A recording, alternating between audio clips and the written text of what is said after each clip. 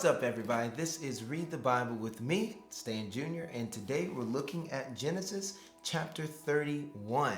So excited that you are choosing to be with me this morning and to read the Bible with me. Now, if you haven't subscribed, would you go ahead and click that subscribe button so that me and you can stay in touch throughout this entire journey of reading the entire Bible. So you made it to chapter 31. Let's see what it has for us. It says, "Now Jacob heard the sons of Laban were saying, Jacob has taken all that was our father's, and from what was our father's he has gained all this wealth." And Jacob saw that Laban did not regard him with favor as before. Then the Lord said to Jacob, "Return to the land of your fathers and to your kindred, and I will be with you." So Jacob sent and called Rachel and Leah into the field where his flock was, and said to them, "I see that your father does not regard with me favor as he did before, but the God of my father has been with me. You know that I have served your father with all of my strength, yet your father has cheated me and changed my wages 10 different times, but God did not permit him to harm me." You know, Jacob had been serving Laban for a long time, and then he started changing his wages. But what Laban was trying to do didn't harm him because God favored Jacob. Let me tell you something. When God favors you, when you have a covenant with God, when you have a partnership with God, when you are in covenant with God, God will provide. He will always provide for you. You have to be able to trust him and have to be able to walk with him and not rush him, but God's provision will be there. And acknowledge him when he provides. Say thank you and be grateful for the provision of God. Because there are a lot of people that want to harm you. But if it wasn't for God's protection, where would you be today? If God had not protected you from every enemy, if God had not protected you from the people that mean you harm, where would you be today? So glory to God and thank God that his protection and his provision is with you. Now, he did that with Jacob.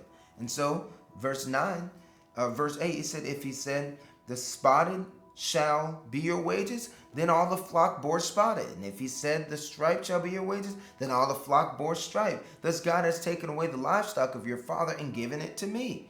In the breeding season of the flock, I lifted up my eyes and saw in a dream that the goats that mated with the flock were striped, spotted, and molted.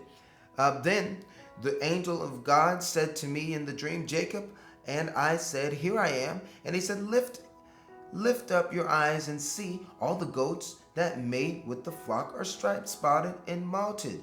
For I have seen all that Laban is doing to you. I am the God of Bethel, where you anointed a pillar and made a vow to me. Now arise, go out from this land and return to the land of your kindred.'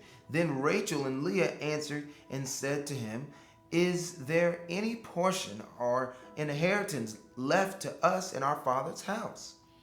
Are we not regarded for him as foreigners? For he has sold us, and he has indeed devoured our money. All the wealth that God has taken away from our father belongs to us and to our children. Now then, whatever God has said to you, do.' And so Jacob arose and set his sons and his wives on camels. He drove away all his livestock and all his property, and that he had gained that livestock in his possession that he had acquired in Padan Aram, to go to the land of Canaan to his father Isaac. Laban had gone to shear his sheep, and Rachel stole her father's household gods. Jacob tricked Laban and Aramean, fled with all that he had, and arose and crossed the Euphrates, and set his face toward the hill country of Gilead.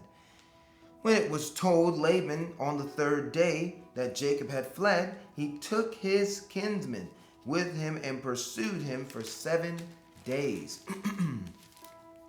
Followed close after him until the hill country of Gilead. But God came to Laban and the Aramean in a dream by night and said to him, 'Be careful not to say anything to Jacob, either good or bad.'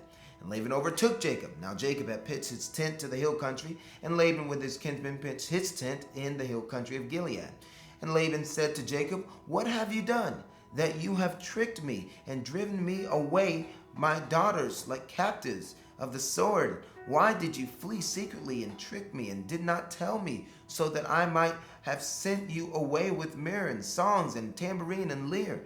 And why did you not permit me to kiss my sons and my daughters farewell? Now you have done foolishly. It is in my power to do you harm. But the God of your father spoke to me last night, saying, Be careful not to say anything to Jacob, either good or bad. And now you have gone away because you long greatly for your father's house. But why do you steal my gods?" Jacob answered and said to Laban, "Because I was afraid, for I thought you would take your daughters from me by force. Anyone with whom you find your gods shall not live. In the presence of your kinsmen, point out what I have that is yours, and take it." Now Jacob did not know that Rachel had stolen them. Verse 33. So Laban went into Jacob's tent and into Leah's tent and into the tent of the two female servants, but he did not find them. And he went out of Leah's tent and entered Rachel's. Now Rachel had taken the household gods and put them in the camel's saddle and sat on them. Laban felt all about the tent, but did not find them. And she said to her father, "Let my lord not be angry that I cannot rise before you, for the way of the woman is upon me." So she said she was on her period, and that maybe she had some cramps or something like that, and that she couldn't stand, she didn't want to get up. And so he believed her. And so he searched, but did not find the household gods. Then Jacob became angry and berated Laban. Jacob said to Laban, "What is my offense? What is my sin? And what have you hotly pursued me? For you have felt through all my goods. What have you found all of your household goods? Set it here before my kinsmen and your kinsmen, that they may decide between us two. These 20 years I have been with you. Your ewes and your female goats have not miscarried, and I have not eaten the rams of your flock. What was torn by wild beasts I did not bring to you. I bore the loss of it myself. From my hand you required it, whether stolen by day or stolen by night.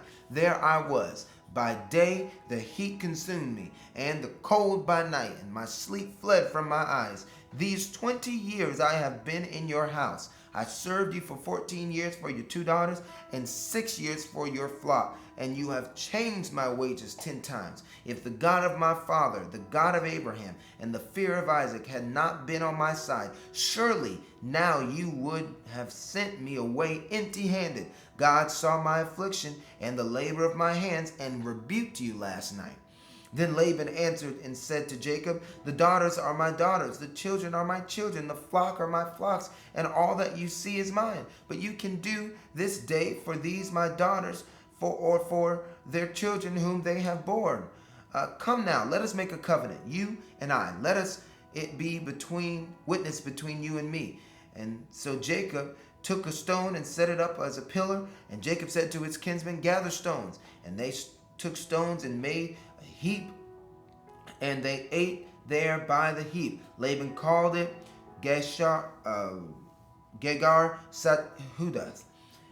But Jacob called Gilead. Laban said, "This heap is a witness between you and me today." Therefore he named it Gilead and Mizpah.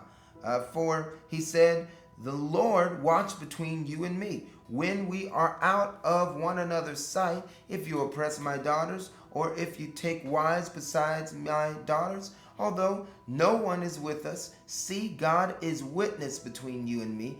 And then Laban said to Jacob, "See this heap and the pillar which I have set between you and me. This heap is a witness, then the pillar is a witness, that I will not pass over this heap to you, and you will not pass over this heap and this pillar to me, to do harm.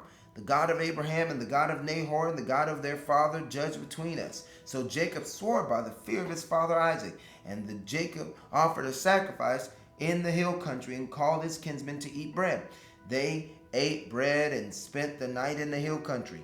Early in the morning, Laban arose and kissed his grandchildren and his daughters and blessed them. Then Laban departed and returned home. That was chapter 31 of the book of Genesis. We learned a lot there, a lot about relationships, a lot about maybe sometimes it's best to just walk two separate ways for the best outcome. So this has been Read the Bible with me. I want to take a minute and thank all the people that make this possible. This is my patrons. Thank you so much. You guys help me pay for a lot. So I thank you. I'm so glad that you've committed $1, $5, or $10 a month. And if you would like to become a patron, please click the link in my description box and become a patron. Help support the ministry of reading the Bible every single day. All right, till next time, we'll be reading chapter 32 next time you see me. God bless you. Peace.